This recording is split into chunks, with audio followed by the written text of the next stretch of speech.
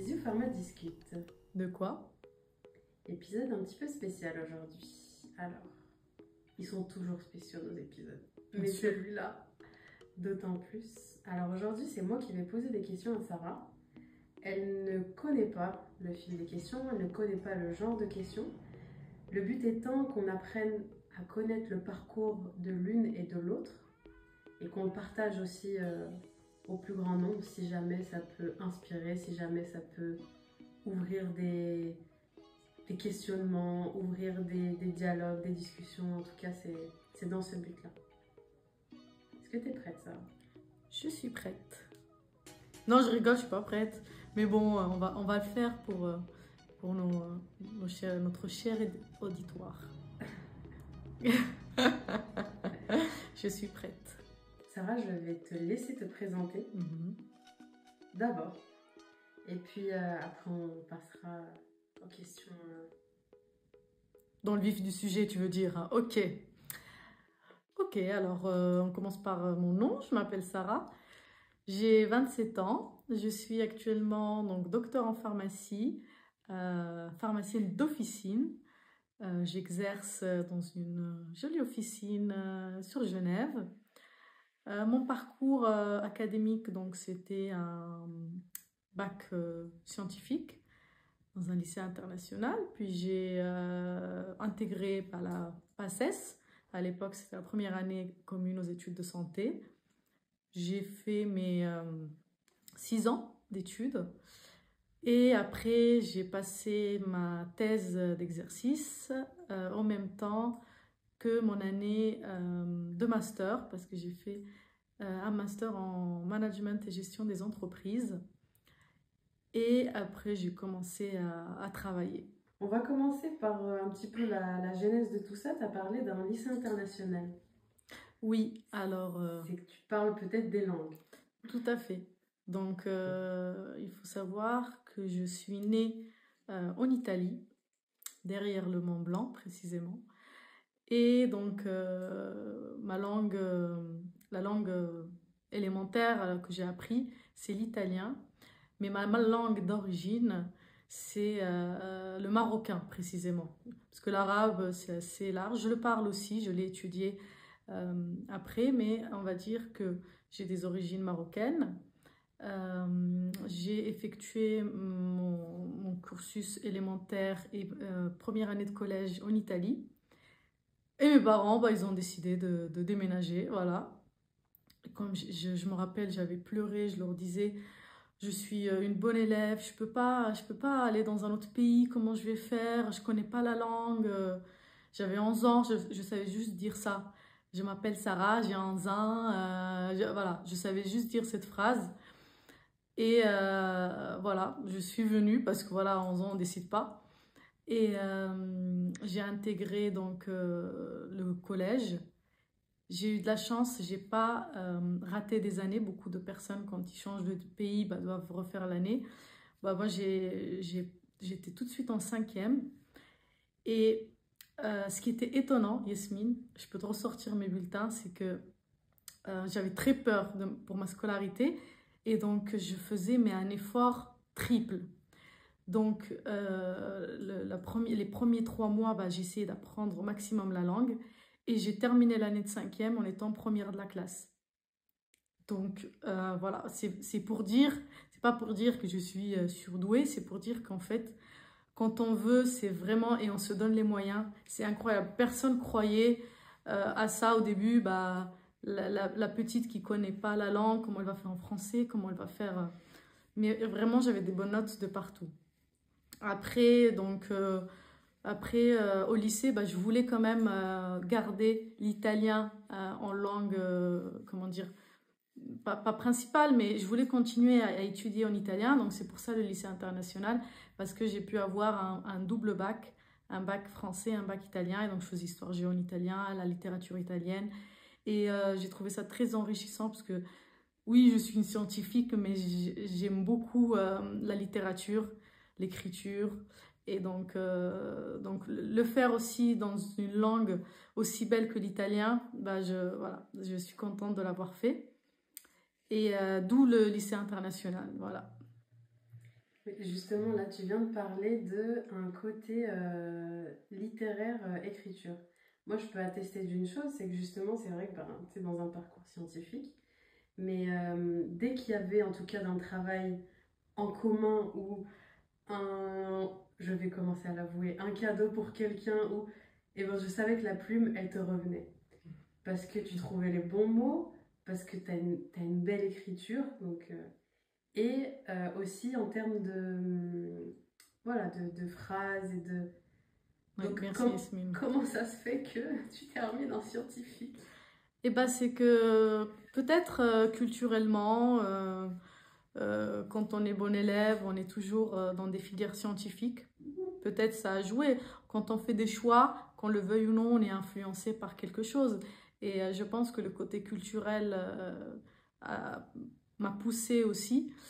Mais j'aimais beaucoup aussi la physique-chimie, j'aimais beaucoup aussi les SVT. D'ailleurs, c'est pour ça que quand je passais mon bac, je pense que j'aurais fait Sciences Po comme une école de commerce ou au même titre que médecine. J'avais vraiment l'envie de tout faire. C'était difficile pour moi de me dire qu'est-ce que je vais faire après le bac parce que je me voyais dans toutes ces filières et j'avais envie de faire toutes ces choses-là. Sauf que voilà, c'est le monde des adultes, il faut choisir. Et je pense que euh, le côté euh, rendre service aux autres bah, m'a poussé à aller vers le côté, vers un métier médical. Très bien. Quand on dit qu'il faut faire un choix, quand on arrive au bac, est-ce que pour toi, on peut faire ce choix-là après le bac? Est-ce que pour toi, c'est un âge pour faire le choix de sa vie au final? Alors pour moi, il n'y a pas un âge où on fait le choix de sa vie, parce qu'on le voit encore plus maintenant avec les reconversions professionnelles. Peut-être on teste des choses, mais il n'y a pas un âge où on peut dire maintenant je sais ce que je vais faire. Parce que des fois, après une carrière, on se dit oh, c'est pas ça, je voulais faire autre chose. Mais on reste bah, dans la stabilité financière ou dans le statut qu'on obtient grâce à un poste. Et encore moins au bac. Au bac, on sort de filière générale, donc on est intéressé par plein de choses. Et des fois, on est poussé un petit peu par les parents, par les copains. Moi, je connais des amis qui ont fait quelque chose parce qu'ils connaissaient quelqu'un dedans et donc ils ont suivi. Le choix, pour moi, il faut essayer de s'écouter, écouter ses envies, essayer et si ça marche pas, bah, c'est pas grave. On n'a rien perdu, au contraire, on s'est enrichi et on peut que exceller après dans ce qu'on fait, même si c'est différent. Par exemple, euh, je connais dans ma famille une personne qui a commencé par des sciences et qui a fini dans l'art. Et je pense que les sciences l'ont aidé dans l'art et vice-versa. Donc voilà, si je peux rassurer les gens et leur dire, ne vous inquiétez pas, même si vous avez déjà commencé une filière, même si vous avez fini la filière et que vous voulez changer, faites-le. On a toute une vie devant soi. L'important pour moi, Yasmine, c'est quand on fait quelque chose, on essaye de la faire de manière excellente, c'est de la parfaire, c'est ça. S'il y a une chose que je veux transmettre, c'est quoi que tu fasses, fais-le bien et choisis quelque chose où tu peux le faire bien. Parce que si je fais quelque chose que j'aime pas, je ne peux pas exceller dedans. Donc, s'il y a un intérêt, une passion ou un amour vers quelque chose, tu vas exceller, alors fais-le. Merci.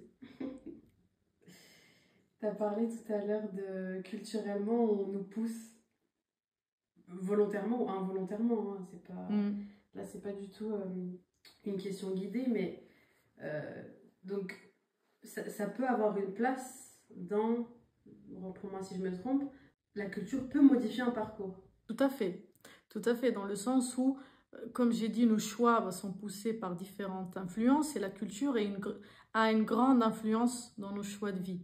Donc, des fois, on ne va pas faire un métier juste parce qu'on a des idées reçues, on a des tabous, on a des credos qu'on se dit. Voilà, donc oui, la culture, elle peut...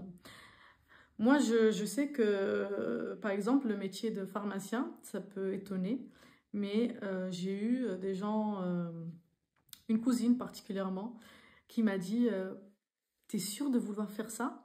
Je dis, pourquoi? Elle m'a dit, mais parce que là, c'est hors de tes principes. Je dis, comment ça? Elle m'a dit, bah, le métier de pharmacien pousse, comment dire, on fait des choses contre la religion et donc c'est pas un métier autorisé.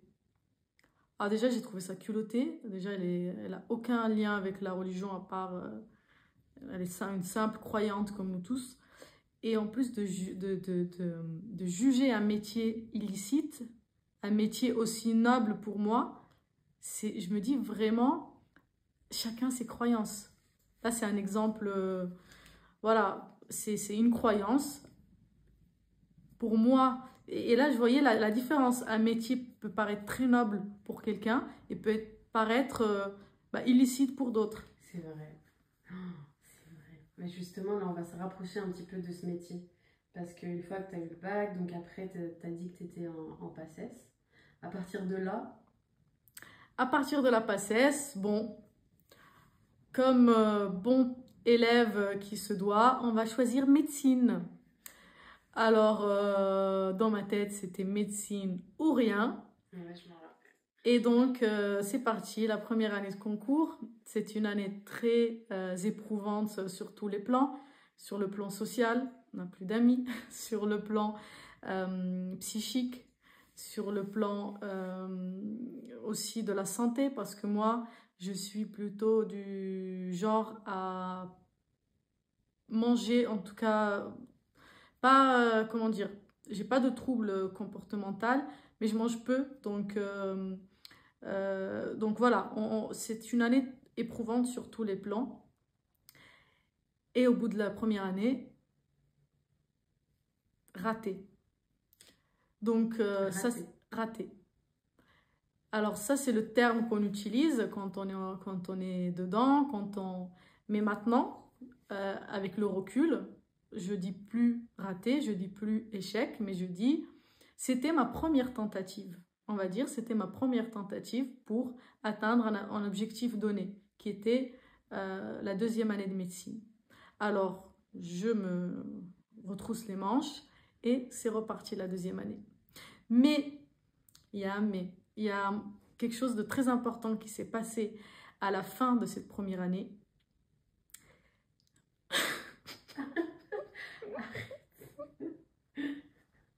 On va couper ça.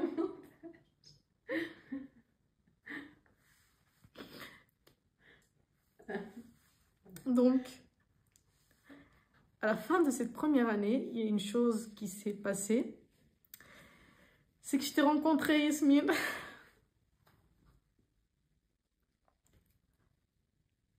En fait, comment vous dire? C'est que des fois, quand tu rencontres une personne et que cette personne, elle est, comment dire, une clé dans ta vie, et ben c'est quand même fort. D'où l'émotion suscitée par mes propos. C'est que, en fait, j'ai rencontré Yasmine à la fin de la première année, mais je ne pensais pas qu'on allait vivre tout ce qu'on avait vécu jusqu'à présent. Pour moi, c'est « elle est sympa, elle est rigolote, elle est... voilà, c'est une copine de la PACES, c'est une copine d'études, on révise ensemble, c'est sympa. » La réalité des choses, c'est que ce n'est pas une simple amitié, voilà, éphémère ou superficielle. Non, c'est l'amitié de la vie, dans le sens où c'est quelqu'un déjà qui m'a beaucoup soutenue au cours de ce parcours académique. Et il y a eu un after, et pas des moindres. Et cet after, c'est avec Siziou.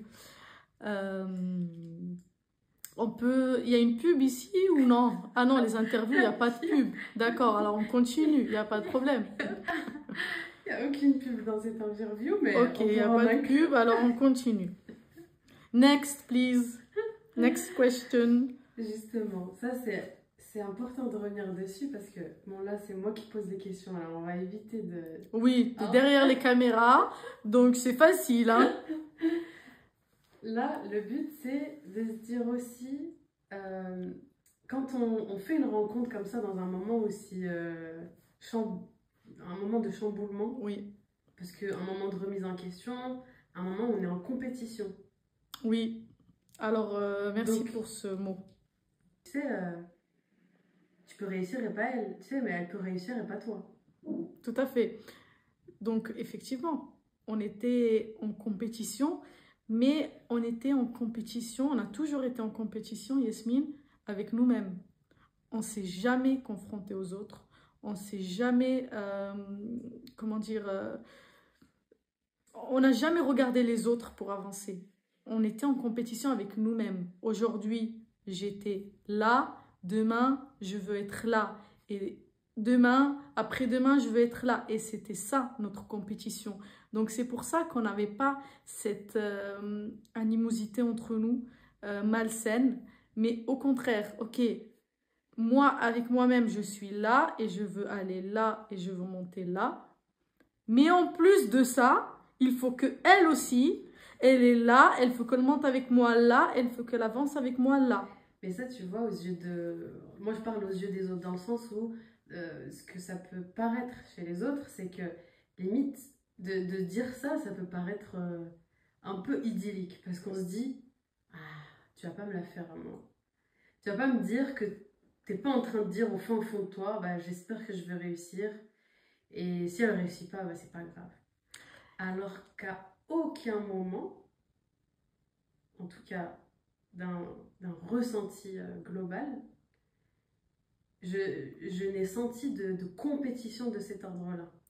Moi, je dirais, pour les gens qui n'arriveraient pas à croire ça, c'est dommage pour eux d'avoir jamais pu avoir ce sentiment-là, de se dire, je veux le bien à une personne que j'aime et on veut avancer ensemble.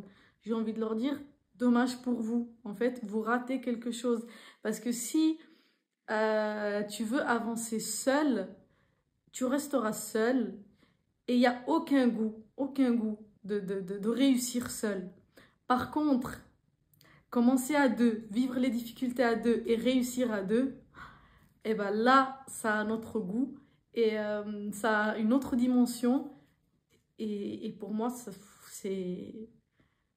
On ne devrait même pas se justifier, Yasmine. Non, non, non, non, bien sûr. Mais quand je dis c'est que ça a été un duo qui a aussi fonctionné dans le... Parce que une amie, une copine, une personne intime avec qui on ne peut pas forcément passer, ça veut dire même les révisions ensemble, même, bah, on se dit oui, je vais être distraite parce que c'est une personne que j'aime, parce qu'on va vouloir rigoler, parce qu'on va vouloir...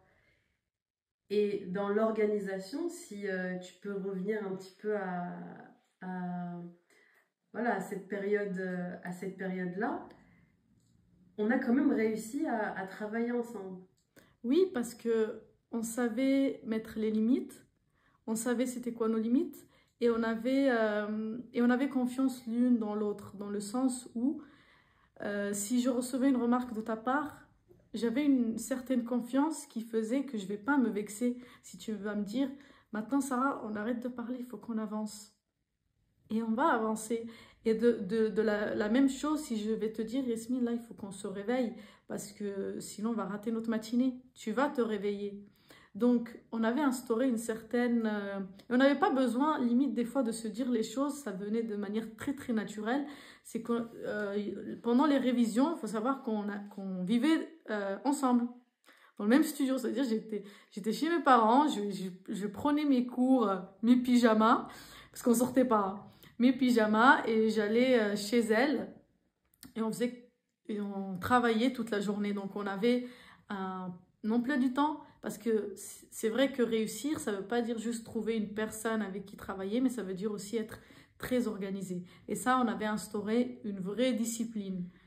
dans tout ce qu'on faisait, du réveil à la façon de manger, à la façon de se reposer, à la façon de dormir, dans le sens où notre repos, c'était sous forme de jeu. Et donc le soir, on s'interrogeait les diapos avec des jeux ou en faisant du sport. Tu te rappelles? Avec des fous. Voilà, il fallait faire des squats en récitant la diapo, je sais pas, de l'histoire. Tout à fait. Donc voilà, la discipline plus la confiance plus l'entraide, pour moi, c'est le combo parfait pour que, voilà, pour que deux personnes puissent réussir ensemble un projet. Oui, c'est vrai.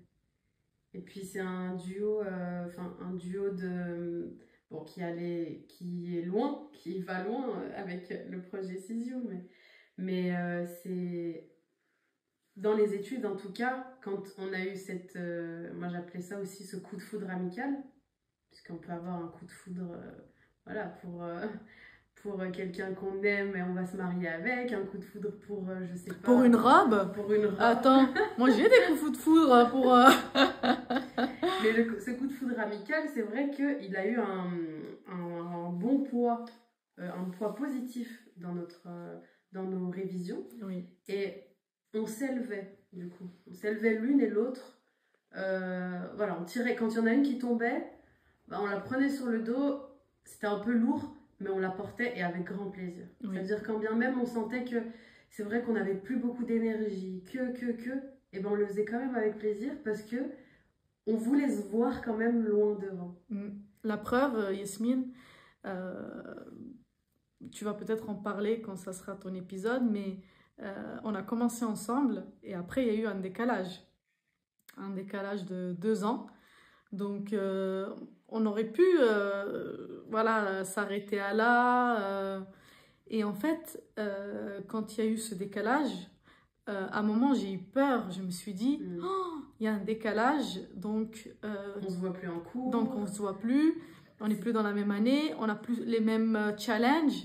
Moi je suis à l'hôpital, tu as encore d'autres matières, c'est plus voilà, les mêmes challenges. Et je me suis dit, comment... Mais en fait, je t'ai jamais senti dérangée par ça. 2, même en ayant d'autres challenges, on a pu, comment dire, travailler ensemble parce que c'est grâce à toi que j'ai trouvé ma directrice de thèse, qu'on a travaillé notre sujet. Et en fait, on a toujours fait en sorte d'avoir un lien et en fait d'avancer ensemble et de s'élever. Oui, sans complexe, sans... En tout cas, non, sans complexe. Je sais même pas, c'est vraiment sans complexe. Oui. Et parce que c'est la vie et c'est comme ça. Mais oui, j'en reparlerai sûrement quand ce sera mon tour de parler beaucoup. Je voulais revenir, c'était l'organisation qu'on avait et la charge de travail. C'est une charge de travail qu'on ne peut pas garder pendant des années. On ne pouvait pas garder cette charge de travail, on l'a fait pendant 2 ans. Mais si on devait donner un conseil à quelqu'un qui va passer le concours et si on devait donner un conseil à quelqu'un, si tu devais toi donner conseil à quelqu'un qui venait de réussir. Alors, tout d'abord, de garder une vie équilibrée. Il faut savoir que moi, les choses qui me tenaient à cœur, je ne les ai jamais abandonnées. Que ce soit pendant le concours, après le concours. Je faisais du bénévolat et je l'ai toujours fait. Et ça, c'est très important en fait d'avoir un équilibre dans sa vie. Si tu te donnes à 200% dans un projet, ça ne veut pas dire que tu dois comment dire, négliger les choses fondamentales pour toi. Mais encore une fois, ça c'est parce que toi tu avais une force de caractère, une force d'organisation qui faisait que même si tu pouvais te sentir submergé, je me rappelle, parfois les week-ends, il t'arrivait de ne pas toucher un cours en PACES. Oui, quand tu fais quelque chose qui va te ressourcer, oui, tu vas revenir avec une nouvelle force, tu vas revenir avec une nouvelle énergie. C'est ça. Mais par exemple, là où nous c'était différent, parce que moi samedi, dimanche, je travaillais. Et tu te rappelles, on se rejoignait le dimanche. Oui. On se quittait temporairement le vendredi soir et on se retrouvait le dimanche. Et pendant cette période-là, moi, j'étais voilà, grande, stressée, je travaillais. Et moi, dans ma tête, les questions qui me venaient, c'était, mais comment elle fait? Comment elle fait? Donc, c'est pour ça que je me dis, c'est tout de même pas fait pour tout le monde. Le fait de, d'accumuler, pardon, énormément de choses, parce que personnellement, je pense que si j'avais fait comme toi, je sais, je sais pas, on sait pas. On Alors, sait pas en réalité, mais parce qu'aussi, j'avais pas trouvé où me ressourcer.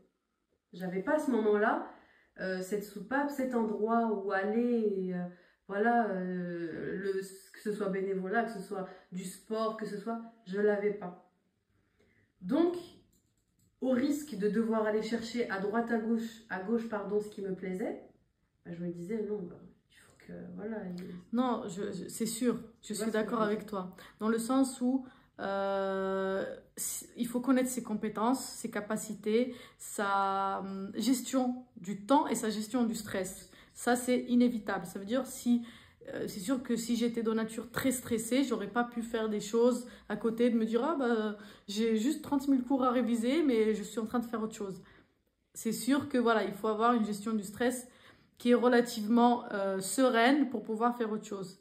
Cependant, si cette personne-là, si toi qui m'écoutes, te ressourcer, c'est juste passer 1 heure avec tes parents ou 10 minutes en appel avec un proche ou un footing de 30 minutes, fais-le. En fait, c'est ça que je veux dire, c'est que faut pas que ça soit toujours quelque chose qui prenne beaucoup de temps. On peut se ressourcer aussi dans des petites choses, bien sûr, mais qu'on néglige. Mais moi, c'est ce que à ce moment-là, c'était ça. C'était peut-être qu'on néglige parce que moi, c'est vrai que par exemple, je rentrais le week-end chez mes parents, donc ça me faisait du bien parce que tu rentres chez tes parents, donc tu n'as plus cette responsabilité d'avoir ton appartement. Voilà, tu deviens l'enfant de ta maman, l'enfant de ton papa. Ils vont te préparer à manger, et ça, c'est vrai que c'était un soulagement. Voilà. Mais ce moment-là, il faut l'apprécier, il ne faut pas culpabiliser. Mais ce que je dis, c'est que le stress était tout le temps là. Ça veut pas dire que... C'est pas parce que... C'est pour ça que je dis c'est des natures aussi. C'est que même si j'avais un endroit où aller, un environnement fertile, tu vois, où, je sais pas, on allait juste s'occuper... Le fait de s'occuper de soi, qu'on s'occupe de soi en médecine, en première année de médecine, c'est quand même... Et ça, pour moi, pendant toutes les études, parce qu'il y en a qui ne reprennent pas un équilibre pendant toutes leurs études et qui vont rester dans une ambiance de travail acharné pour rien. Et du coup, quand on regarde derrière nous, on a des années d'études de stress, d'angoisse, de fatigue, de renfermement sur soi. C'est pas ça les études. Les études, on est dans un moment de sa vie, on nous demande une seule chose, d'apprendre. C'est le bonheur. C'est le bonheur. Ah ouais, mais à qui le dit tu veux voilà, ton seul objectif, c'est apprends. Apprends. Et pour moi, c'est la plus belle chose qu'on puisse faire sur Terre, c'est apprendre. Donc, si on le vit de cette manière-là et on apprécie et on oublie ce stress, examen, notes. Est-ce qu'aujourd'hui, Yasmine, on te demande, tu as eu combien sur cette matière ou cette matière? Non. C'est vrai. Par contre, on va te demander de retenir l'essentiel. On va te demander de savoir être compétente au comptoir, parce qu'en tant que pharmacienne, on va te demander de savoir détecter les urgences. Voilà, les notions importantes. Donc, passer des heures et des heures dans le détail pour essayer d'avoir je ne sais pas quelle note, c'est contre-productif. Oui, mais tu vois, ça, c'était notre... c'est bien que tu en parles, parce que c'était la différence entre toi et moi quand on révisait. Et c'est la différence entre toi et moi, même quand on... Enfin, c'est que moi, j'étais dans le détail. Toi, tu étais dans le... grosso modo. Oui, mais c'est vrai. Mais par contre, c'était un grosso modo maîtrisé. Parce que c'était un grosso modo d'anal, c'était un grosso modo d'entraînement. Et moi, c'était... Non, je veux maîtriser mon cours. Donc, il y a des moments où je maîtrisais mon cours mieux que toi. Mais du fait que tu avais une vision globale et que, en fait, tu t'entraînais et que tu avais du recul, faisait que même quand on s'entraînait, je m'en souviens, il y avait un décalage entre toi et moi. Mais je le prenais pas mal comme si c'était... ah mais je veux pas la voir réussir. Non mais je comprends pas. Je comprends pas. C'est pas possible. Je suis là, je connais mon cours. Je l'ai appris par cœur de A à Z. Donc en fait, ça sert à rien. Parce que maintenant que j'ai compris la méthode de travail et d'ailleurs, nos thèses respectives, on les a orchestrées autour de ça. Mais moi, je sais que c'était contre-productif, mais je m'en rendais pas compte à ce moment-là. C'est pour ça que je te dis que c'est aussi pas évident parce qu'on est à un moment où on se cherche. Tout à fait. Toi, à ce moment-là, c'était, entre guillemets, une chance. Tu vois, c'est une réalité, c'est une chance de savoir, non, moi, je sais que je suis comme ça. Et dans tous les cas, moi, me donner tout ça à apprendre par cœur, non, merci. C'est ça. Donc, tu savais détecter là où il fallait apprendre et tu savais où détecter où tu me disais ah non, ça j'ai même pas envie d'apprendre.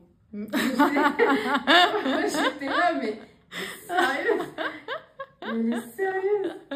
Qu'est-ce qu'elle fait celle-là? Et ben au final, je sais pas, j'ai fait bon, ça j'en parlerai dans mon épisode, mais il faudra que j'ai fait quelque chose qui ressemble à ça, mais j'en parlerai du coup je me suis inspirée, mais j'en parlerai dans mon épisode.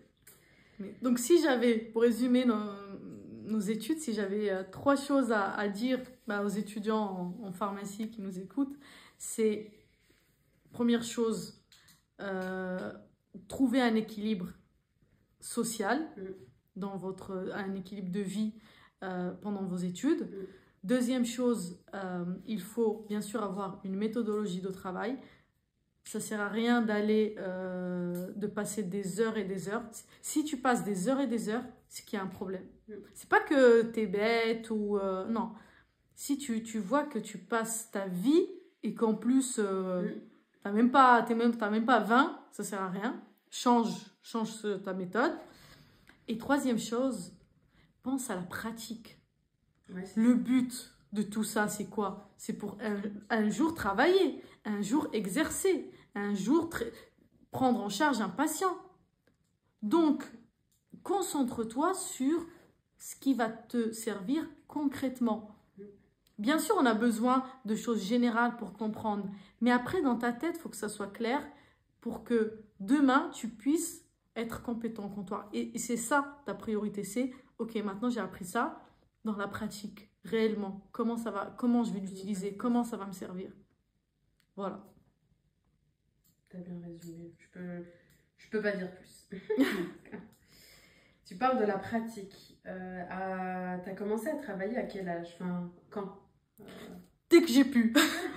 Alors, dès que j'ai pu, dans le sens où la deuxième année, on doit faire un stage obligatoire. À notre époque, je sais que ça change tout le temps, mais de 6 semaines, je crois. Donc, j'ai fait mon stage. Et après, j'ai commencé à travailler l'été, tous les étés, les samedis, les vacances. Quand j'étais à l'hôpital le matin, je travaillais l'après-midi en officine. C'était possible toi, quand t'es passé, c'était possible. Moi, c'était plus possible parce que c'était devenu obligatoire les cours. D'accord. Donc, j'ai travaillé... Après, je dis pas qu'il faut travailler au détriment des cours. Oui. Ça, non. Mais si, quand vous n'avez pas de cours... D'ailleurs, moi, je travaille tous les samedis. Et il y en a qui me disaient, mais comment tu fais? T'as pas de samedi? T'as 15 jours de la semaine pour te reposer? Si tu savais, j'ai même pas mon dimanche.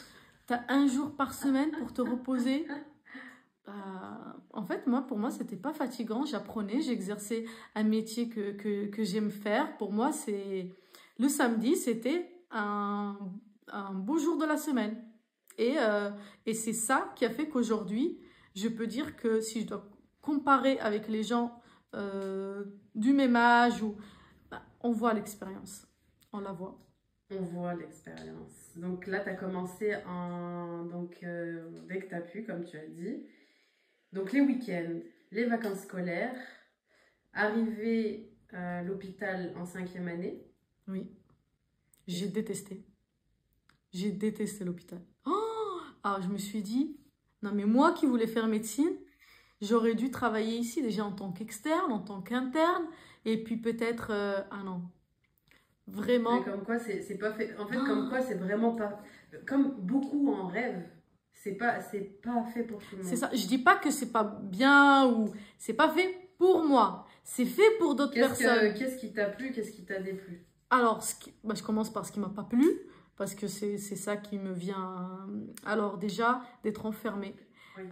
Parce que en fait, c'est vrai que l'officine, quand tu es dans une officine, tu es quand même à l'extérieur dans le sens, même si, comment dire, tu as des gens qui viennent de l'extérieur. L'hôpital, tu as des gens qui sont enfermés dedans. Donc tu le ressens, cette sensation d'enfermement. J'étais dans des services, il n'y avait même pas de fenêtre. Par exemple, en réa ou la pharmacie hospitalière, il n'y a pas de fenêtre. Du coup, tu n'as pas de gens d'extérieur, à part tes collègues. Mais je ne sais pas, c'est un sentiment d'enfermement que je n'ai pas apprécié. Deuxième chose, il y a une panoplie de corps de métier. Et donc, ça peut être enrichissant, ça peut être un bon point. Mais moi, ce qui ne m'a pas plu, c'est beaucoup de hiérarchie pour rien. Parce que dans une boîte classique, il y a de la hiérarchie, voilà, il y a le manager, il y a... Alors, complète pour rien, parce que moi, je sais ce que tu veux dire par pour rien, c'est-à-dire, il y a juste, vous êtes dans le même poste, elle a juste 3 mois, elle est juste là 3 mois avant toi, elle va exercer son pouvoir sur toi. Voilà. C'est ça que je veux dire, c'est que c'est pour rien, c'est qu'il y a besoin de hiérarchie. Sinon, ça serait bien sûr, partout. mais c'est pour ça que je dis. C'est pour ça que je te demande de préciser, parce que moi, je sais je sais oui, ce que tu ça veux veut dire que, en fait, on dirait que, en fait, t'es bon. En fait, on dirait que si tu te fais respecter, si tu écrases les autres. Et moi, cette mentalité-là, peut-être c'est là où j'étais, voilà. J'espère que c'est pas répandu de partout, mais j'ai pas apprécié du tout.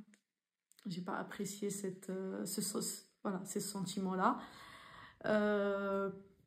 Après, il faut savoir que le pharmacien aussi clinicien, c'est pas un poste développé dans tous les services. Et de plus en plus. Voilà, il y a par exemple le stage en pharmacie hospitalière, j'ai beaucoup plus aimé qu'en réanimation. Oui, parce qu'en réanimation, le patient, on surveille ses constantes, on s'en fiche s'il a pris sa metformine, on a arrêté tous les médicaments, on surveille les constantes. Le but, c'est qu'ils soient en vie.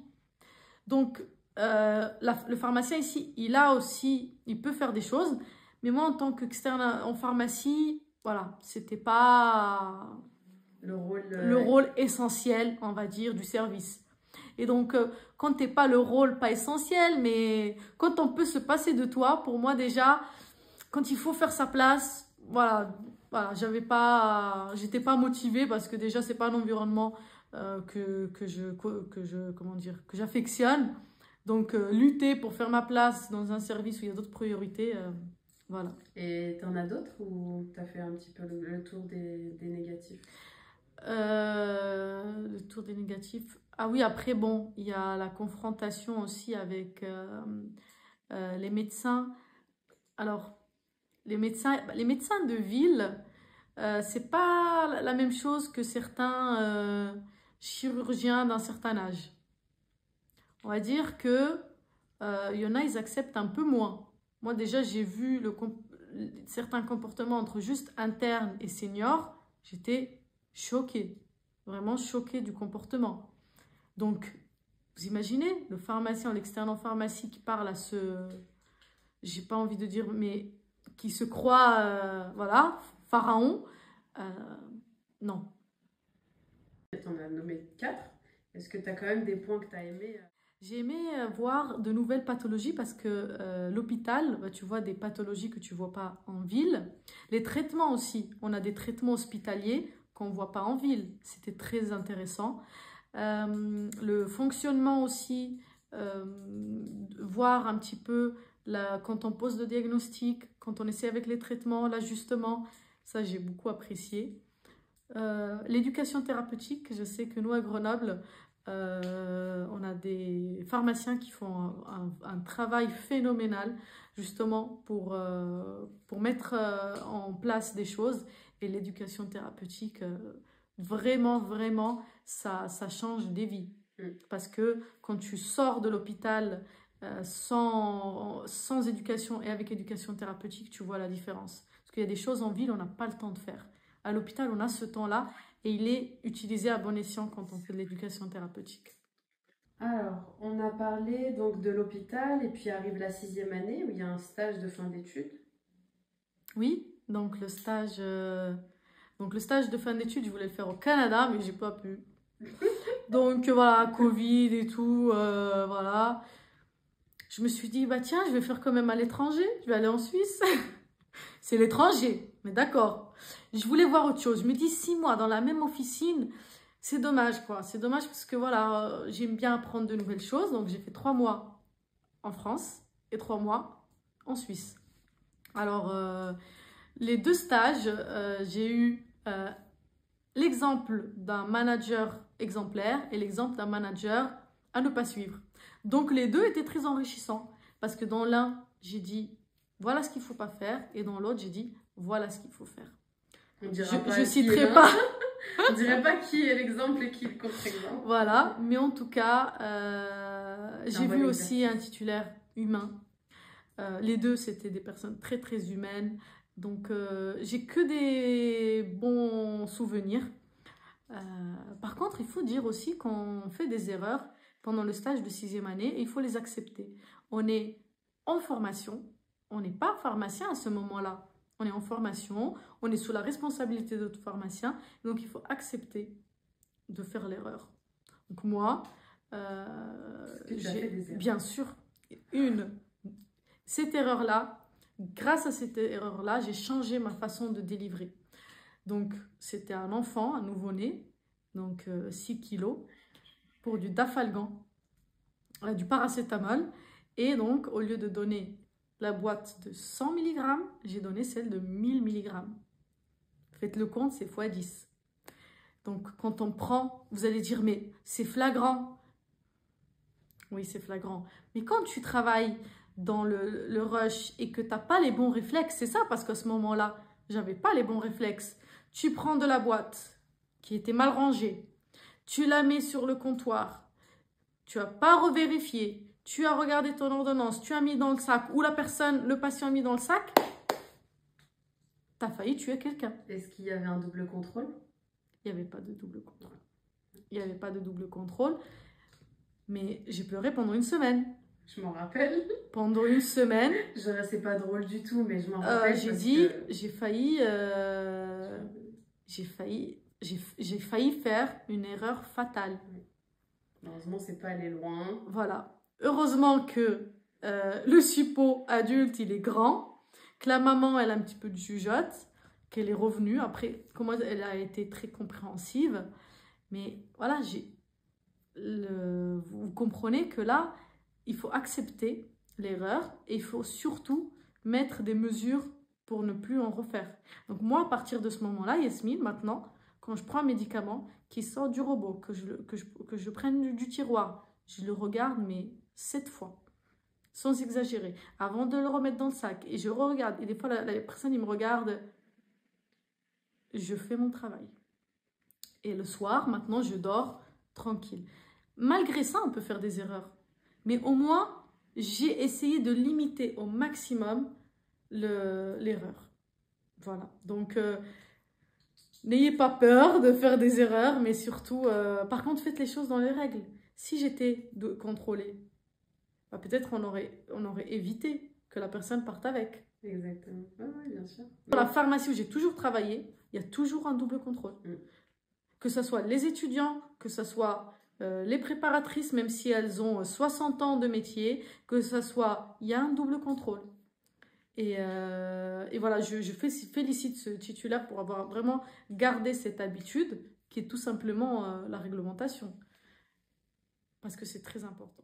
Je veux revenir sur un sujet sur 2 sujets. Le premier, c'est que je sais que tu as beaucoup travaillé. Tu n'es pas revenu sur ce sujet, mais je vais volontairement en parler. Tu as beaucoup travaillé en officine. Oui. Tu es voilée. Oui. Comment est-ce que tu as fait? Parce que moi, j'ai suivi tout ça. Parce que quand on t'écoute et on t'entend, ça paraît comme le parcours facile. Parce que c'est vrai, tu as toujours réussi tes années, tout s'est très bien passé. Coup de foudre amical avec une fille, avec qui tu évolues.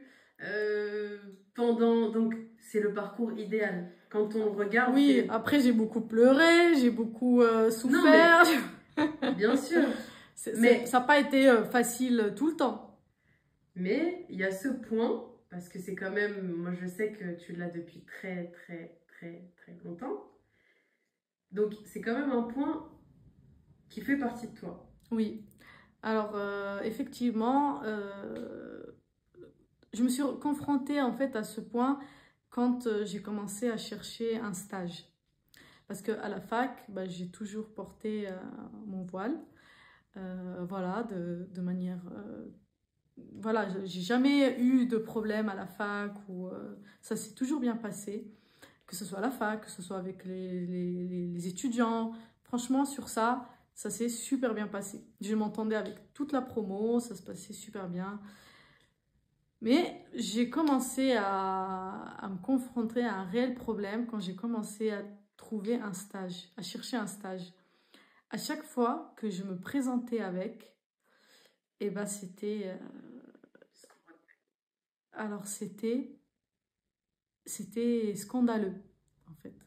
En fait, j'avais l'impression que le fait de venir avec, en fait, les gens étaient scandalisés de me voir, étaient scandalisés que je leur demande un stage, étaient scandalisés que je fasse des études, étaient scandalisés que je prétende être une future consoeur. Et là, c'était vraiment un moment très, très difficile pour moi parce que ça faisait partie de moi. Je ne voyais pas en quoi, quel était le problème. Je ne le voyais pas, je ne le voyais pas.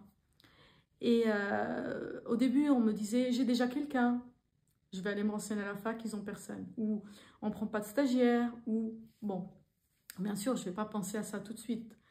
Jusqu'au jour où il y a une titulaire qui m'a dit, moi, je vous aurais pris, hein, mais vous allez heurter ma clientèle. Oh, avec votre voile, vous allez heurter ma clientèle. Avec votre voile, vous allez heurter ma clientèle. Et moi, j'ai dit, mais comment? Avec mon joli voile blanc, je peux heurter quelqu'un? En quoi je vais les heurter? Et donc, en fait, j'ai fait, comment dire, un travail sur moi pour me dire, ok, un travail pas sur moi, c'est pas dans le sens positif, mais dans le sens négatif, dans le sens, je me dis, ok Sarah, c'est toi le problème, c'est ton voile le problème. Tu vas heurter les gens, c'est pas eux les fautifs, c'est toi la fautive. C'est toi qui oses te présenter avec, c'est toi qui oses venir avec ton joli voile blanc, pour qui tu te prends? Donc j'ai dit, je l'enlève. Donc j'ai fait quoi? En fait, j'ai enlevé une partie de mon identité, une partie de moi, une partie de ce que je représente pour être acceptée. Et jusqu'à aujourd'hui, pour moi, c'est difficile en fait d'allier le voile et le monde du travail. J'étais tellement traumatisée que c'est des choses qu'on dissocie. Alors, peut-être les gens, les filles qui m'écoutent, qui le portent, vont dire, mais qu'est-ce que tu racontes? Moi, j'ai toujours travaillé avec, moi, j'ai jamais eu de problème. Si tu voulais, si tu avais insisté, tu aurais trouvé. Peut-être. J'ai suivi tout le parcours, j'ai suivi toutes les pharmacies que tu as fait, toutes les pharmacies dans lesquelles, où tu t'étais présentée, il n'y avait pas eu un retour positif. Jamais. Jamais. Donc, quand tu as été acceptée, c'était à combien de kilomètres de chez toi, déjà?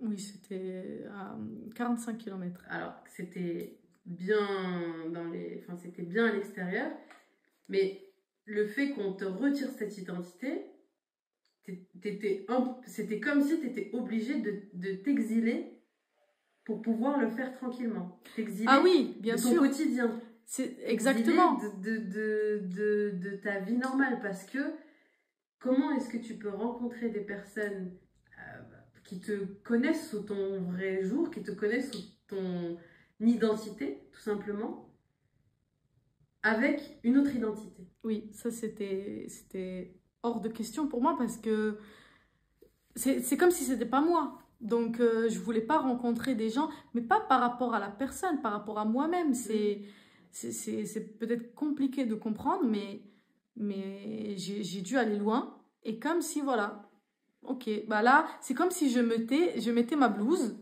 c'était une tenue de travail. Du coup, je me voyais, voilà, en tenue de travail. Et après, quand je sortais, j'étais moi-même. Mm. Et ça, c'était difficile. Ça, c'était difficile. Et quand je vois des gens, maintenant peut-être, je sais pas si c'est maintenant ou avec les années, ou des filles pouvoir, voilà, exercer avec... Mais là, j'ai parlé du voile, mais les gens qui ont des piercings, les gens qui ont des cheveux colorés, les gens, c'est la même chose. Ils ont le même combat.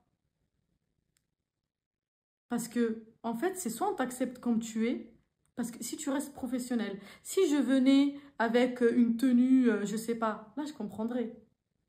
Mais si tu es toi-même et tu respectes le cadre de la pharmacie, tu as une blouse repassée, fermée, tu respectes le côté professionnel, pourquoi on devrait t'enlever ton identité?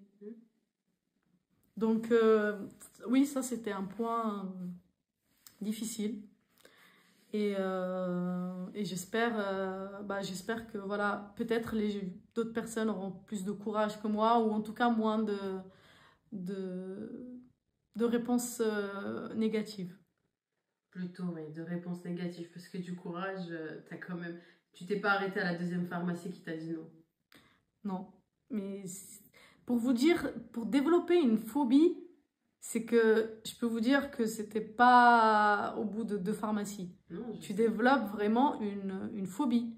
C'est que après, voilà, tu peux plus, quoi. Tu peux plus. T'es bloqué. Mm. La pratique, la pratique. Pourtant, nous, ce qu'on cherche, c'est la pratique et les réflexes et être pharmacien. Et être pharmacien, c'est plusieurs Pas, casquettes. la pratique, c'est Sisyou. Mais justement, Sisyou, on va conclure sur ça. On s'est rendu compte, avec toi, Yasmine, que justement, ça manquait. Ça manquait de pratique. Parce que, qu'est-ce qui fait qu'on a dit qu'on devient compétent après? C'est la pratique. Et ça manque. Et pourtant, on va dire que nous, on était dans une fac qui est quand même, qui propose beaucoup de choses. On avait une pharmacie expérimentale. Moi, je tiens vraiment à remercier, vraiment à féliciter cette fac pour l'innovation. Mais on peut encore faire d'autres choses. Parce que c'est que la dernière année. C'est quand qu'on fait bloc patient? 5e et 6e année. Voilà. On a quelques heures de pratique, on va dire. Alors que pour moi, c'est dès le début. Dès le début, on peut commencer à mettre en pratique. Ben, justement, là, il y a un épisode, je ne sais pas s'il sera déjà sorti quand on va sortir cet épisode de ta présentation, mais avec un étudiant de l'Université de Laval qui nous explique son parcours et qui, pour eux, la pratique, la clinique, elle arrive en première année. Ah oui, Mais elle arrive en première année avec des OTC. d'accord. Et puis, par exemple, ils vont commencer avec des OTC, puis ils vont faire un système de spirale. Et la deuxième année, ils vont revenir dessus, mais autrement. Ok. La troisième année, ils vont rajouter encore une compétence et Voilà. autrement. Et en fait, c'est un fonctionnement où tu te dis, c'est pas se dire en France c'est nul, ailleurs c'est mieux. C'est de se dire, mais en fait, c'est possible. Mm. Quand on nous dit non, moi je me souviens, c'est la clinique pas avant la troisième année, bah, on se dit pourquoi. Après, c'est des fonctionnements, c'est comme ça, mais on se dit en fait, c'est possible de le faire le plus tôt possible. La clinique, Oui. de l'inclure, de. Ah, ça, je suis convaincue, c'est possible de le faire. Il faudrait le faire. Il faudrait le faire parce que, bah, justement, on passerait moins d'heures à surligner, parce qu'il y en a qui passent des heures et des heures à surligner mot par mot ce que les profs disent, au lieu d'aller s'entraîner. S'entraîner tout simplement. C'est l'entraînement. Là, tu viens de dire que à l'université, ils refont chaque année la même chose. La répétition. Mais c'est autrement. Voilà, c'est ça. C'est ça qui va... Que après, on va sortir de pharma, on se dire, ah oui, ça c'est comme ça et pas autrement. Ah, ça, la répétition, l'entraînement, et pas que la théorie, la théorie, la théorie. Et dans un mode de vie de pharmacien, enfin en tout cas d'études de pharmacie, comment est-ce que tu qualifierais la qualité de vie que les études peuvent amener à un étudiant en pharmacie? Parce que tu, tu t'es marié aussi vers la fin de tes études. Tu as toujours fait des activités. Donc, est-ce que c'est parce que tu as un super power ou c'est possible de... C'est très possible dans le sens où ce qui est bien avec pharmacie, c'est que on peut choisir. On peut choisir comment travailler, on peut choisir combien de temps travailler et on peut choisir avec qui travailler. Donc, si tu as tout ce choix-là, bah, tu peux combiner à ta sauce. Je connais des gens qui travaillent 3 jours par semaine. D'autres personnes qui travaillent que le matin. D'autres personnes qui travaillent en saison. Il y a vraiment différentes manières de travailler. Alors pour certains, ils vont dire, bah, c'est vrai que la pharmacie, c'est un commerce et c'est ouvert au public. Et donc, on a des plages horaires larges. Donc, c'est vrai que des fois, on termine tard le soir. C'est le bémol un petit peu. Voilà, des fois, surtout si toute la semaine, on termine tard. Mais ça, c'est un choix. Si tu veux travailler dans une officine et faire tes heures le matin, parce qu'une autre personne, elle aimerait finir tard et commencer plus tard, tu peux. Donc, pour moi, c'est un métier qui te permet vraiment de faire plein de choses à côté. Après, c'est sûr qu'au niveau physique, je trouve que c'est un métier physique, hein.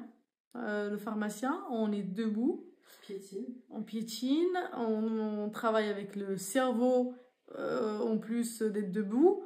C'est fatigant. À la fin de la journée, je suis lessivée. Et aussi, on voit beaucoup de public, donc notre énergie, elle est, comment dire, ça pompe, hein. L'énergie va. Ça pompe de l'énergie. Socialement, c'est beaucoup de charge mentale. Voilà, donc c'est sûr que surtout quand on a de la conscience et qu'on veut bien faire son travail, ça prend de l'énergie. Mais quand on aime, Yasmine, moi quand je rentre lessivée et que je suis contente de ma journée, bah, c'est que du... Franchement, je suis trop contente. Je te comprends. Merci Sarah. Bah, merci Yasmine. Tu as une phrase, quelque chose à dire en italien peut-être, tu veux conclure sur quelque chose en particulier? Alors, j'espère que ce témoignage soit plus bénéfique que néfaste pour vous, dans le sens où mes failles sont là pour vous montrer qu'est-ce qu'il ne faut pas faire et pas pour se donner des excuses et se dire « Ah bah, il y a d'autres personnes qui ont fait ça, donc on peut reproduire. » Non, essayez de vous concentrer sur ce qui est positif et comment être mieux que ce que j'ai fait et avoir un parcours meilleur que celui que j'ai eu. Une petite phrase en italien? Alla prossima! Alla prossima volta con te, Yasmine. Et on verra qui rigolera derrière la caméra.